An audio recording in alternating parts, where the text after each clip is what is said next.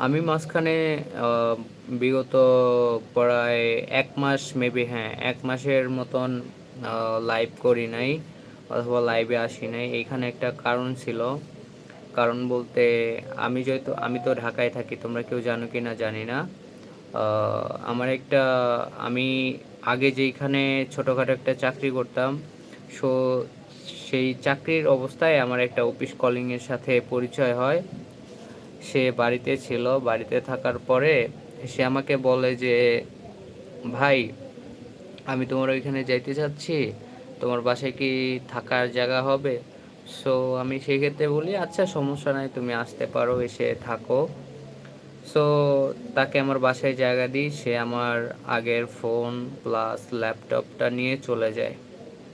এর জন্যই আমি মূলত ১ মাস ধরে অনলাইনে আসতে পারিনি। এই যে বিগত এই দিস ফ্রাইডে এই ফ্রাইডে ফোনটা